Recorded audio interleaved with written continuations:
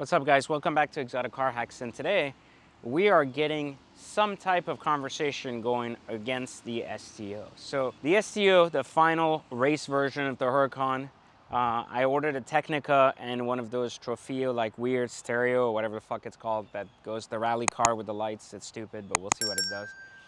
And this is probably the last race-inspired version of the Huracan. Now, originally when I got this car, I spoke that I thought the Performante was just a better car.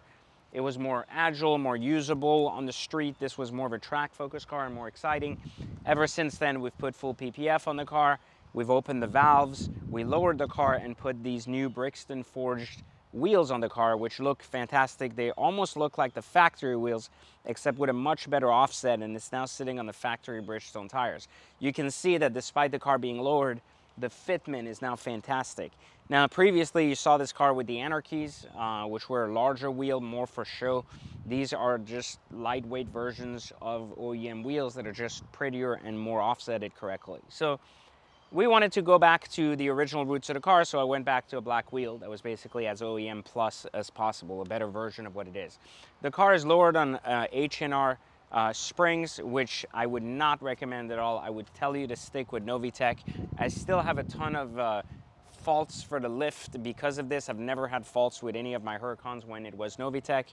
Otherwise, it was that. So if you're ever going to lower your Huracan and you're going to use H&R lowering springs, don't do it. Even though they're adjustable, get specifically the other ones, the ones that are obviously from Novitec. Now, this car has now been with me about a little bit under, I think, no, right about 6 months. I've driven it about 1,200 miles. And the real question is it still not as good as the Performante? So I'm gonna have, I've had a couple of changes in my heart about what works or doesn't work with this car.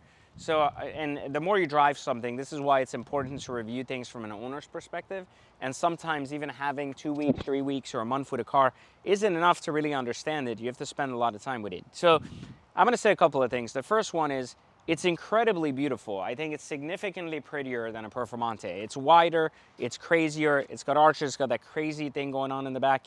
And the front is just superb. I mean, if you look at this hood structure with the scoops and the front carbon, it is just superb. It's just very exciting, very beautiful, and something that is just incredibly hard to duplicate from a design standpoint. And I think it is gorgeous. I think gorgeous, and it means that I have never owned a better looking Huracan. And I think that is just the pinnacle of design for the Huracan meets function. So really love the design more than anything else. I think the wide arches here and the width here gives it such an incredible, impressive look. Even next to an SVJ, it holds its presence from a design standpoint. Interior-wise, I still can't get used to the terrible infotainment system. The lack of a knob for the audio is the biggest turnoff, and it just doesn't work that well. Like, the infotainment on all Huracan Evos and Huracan STO and Huracan Technica is probably pure shit. I mean, this one is pure shit, the one before that was pure shit, the next one is probably still pure shit. It's just something they shouldn't have done. The screen thing is fine, they should have left the fucking knob for the audio. It's really simple, but it makes a difference. This car did not come with premium sound, not the sensitive sound or whatever, and it's really necessary because you can't hear shit in the car and the audio is just trash when it's not. So my fault for not speccing it, but nonetheless, definitely get it if you're gonna get it. Has all carbon options inside out, that's a must. It has a sports seats, that's a must. Everything else from a spec standpoint was fantastic. The color's fantastic. We have another one of these that's matte gold on white interior. Looks fantastic as well. These cars are definitely bonkers in design. It drives really well. It's really fast, it's really exciting. It's just not exciting enough at low revs. So it's just really exciting at high revs or on a track or any form where you can say, hey, look, we're basically going really fast and the car handles better and is more exciting. It's a little tail happy, but that's a good thing. It keeps you on the edge of your seat. Really, really well done as well. So where does it really fall short? Where does it not? So my argument with the STO is that it's a superb product. It really is. It's a superb product for its intended use, a track car. This is, if I put this next to a GT2 RS, that 100% is a better car than a GT2 RS. It's more exciting. It's better in every way, in my opinion, and it does that so much better. And the Huracan platform has been incredibly reliable, so I would 100% buy this over a GT2 RS all day long. and they're both in the same price range, right about 350 to 410, depending on options, etc. And these are going for 100 over sticker now, and GT2 RSs are going for like 30, 40 over sticker. This is an exciting track car. The GT2 RS isn't. It just does this surprisingly well. The stereo sucks, the knob sucks, the infotainment sucks, the lack of storage sucks. So really, if I was going to be daily driving or using an exotic more than just like going somewhere like just for a second or even going at a dinner, this is probably the last car that I would use. Two key reasons for that: lack of storage and comfort, and more importantly, zero visibility from the rear. I mean, fucking zero. You can't see anything. So, do I think this car is a great all-around exotic? No. That is why I believe the Performante was a better car. It was a better car in the sense that it was more usable if it was your only exotic car. Would I collect an STO versus a Performante? Absolutely. I think it's a more important, more iconic, and more exciting car for Lamborghini than the STO, than the Performante was.